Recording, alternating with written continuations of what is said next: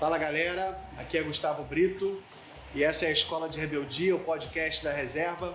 Hoje a gente está com uma convidada muito especial, professora da Escola de Rebeldia, Clarissa Belchini. Clarissa, eu queria que você primeiro se sentisse muito confortável aqui para se apresentar, falar um pouco do que você faz, compartilhar como foi a sua experiência como professora na Escola de Rebeldia. Bem-vinda. Obrigada, Gus. Bom, eu sou Clarissa Belchini, eu sou designer de formação, trabalho a vida toda com design. Nos últimos anos aí eu me especializei em design de serviços, que é uma vertente mais processual do design. Trabalhamos com coisas mais intangíveis, mas sempre com esse viés do design, projetual e criativo.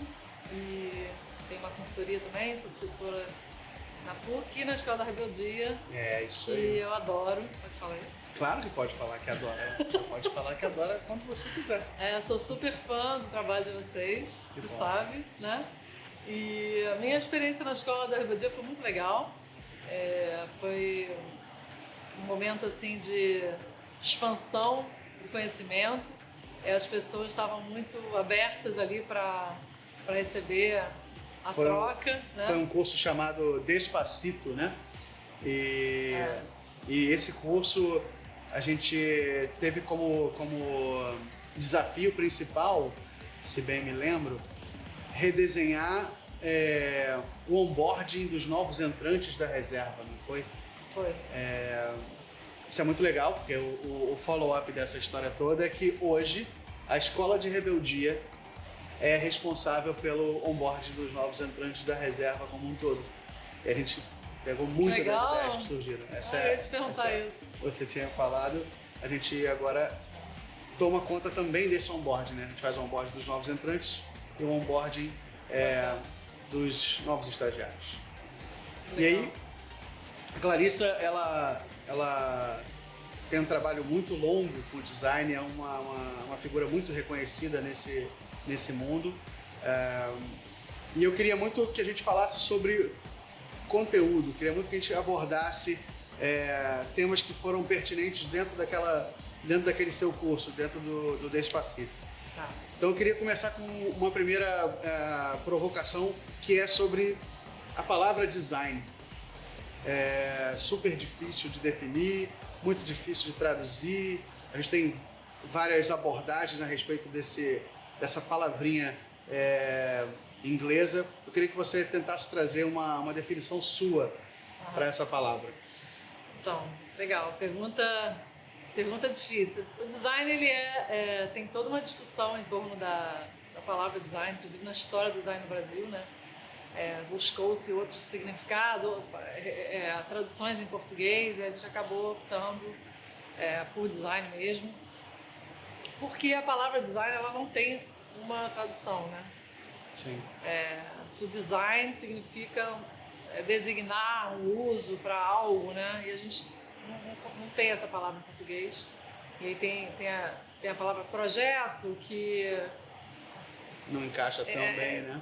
Parcialmente diz o que o design é, né? O design, ele para mim hoje, né, depois de tanto tempo trabalhando com design, para mim o design é uma forma de pensar, né? Uma forma de enxergar as coisas. Legal.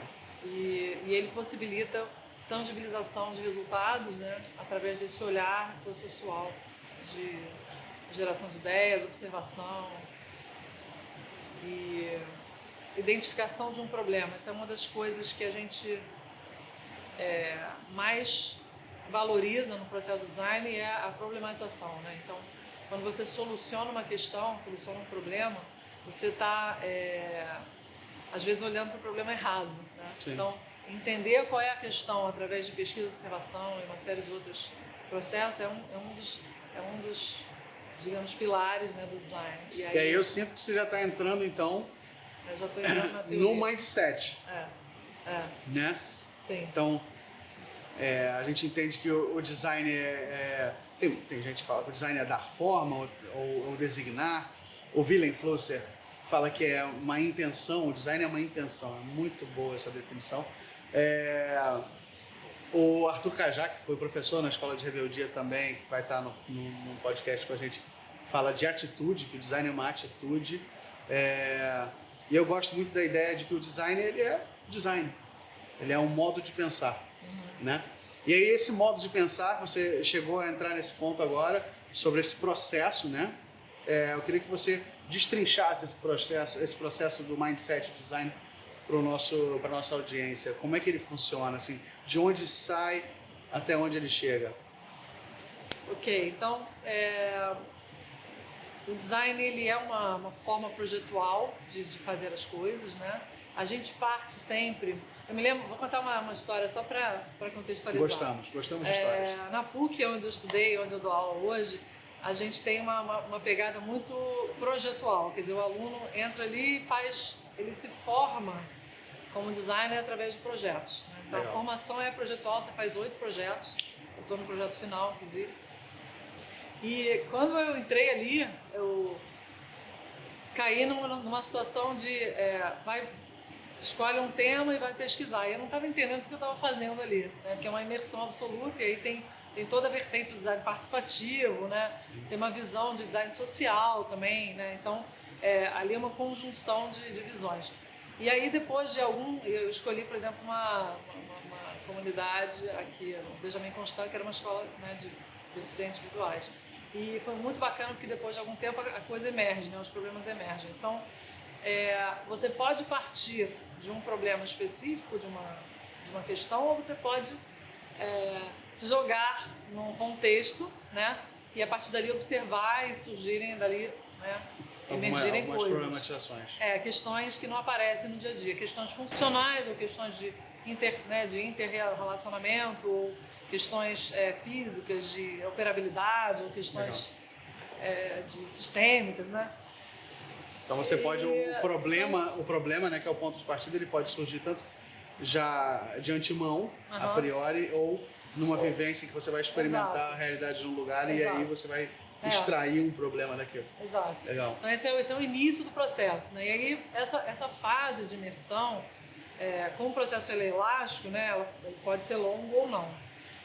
Claro que quanto mais intensidade ele tem, mais profundo ele fica. Então você tem uma fase de imersão e aí dali você parte de um problema ou de um incômodo ou de uma vontade de resolver alguma coisa. E aí a partir daí emergem as questões, né? Problematização surge dali.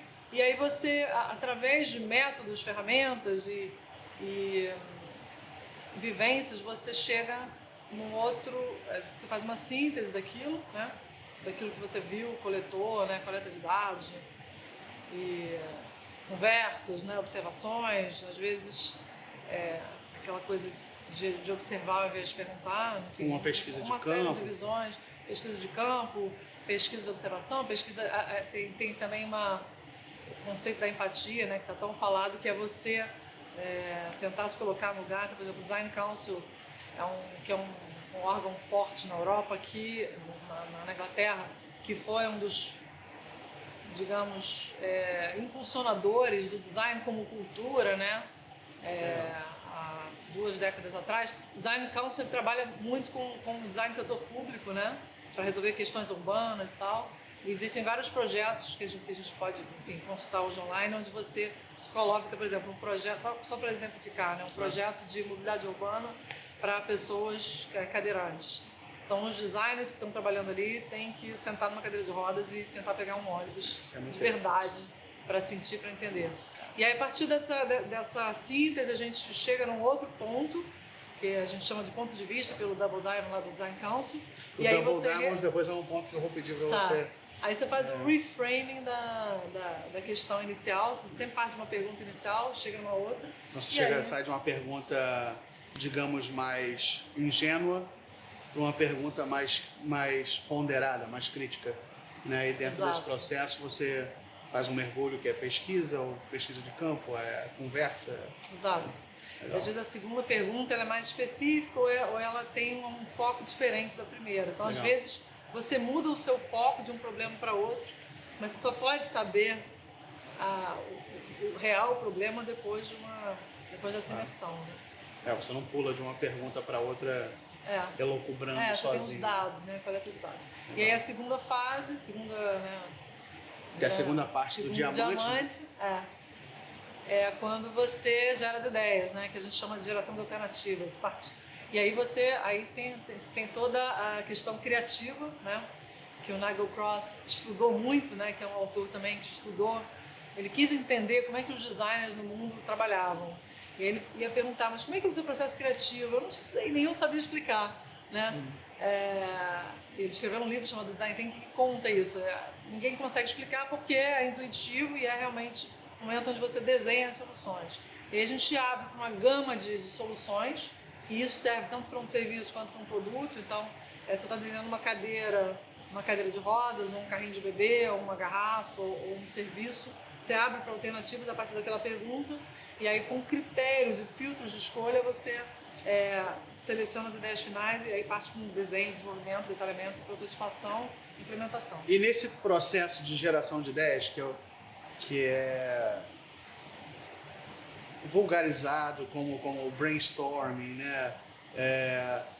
Tem algumas dicas importantes para que essa ideia não seja tratada como solução. Eu sinto muitas vezes que a gente parte do problema para a solução. A fase de entendimento ela é às vezes muito curta e as ideias são tomadas como soluções imediatas e não como gatilhos. Quais são as armadilhas de um brainstorming?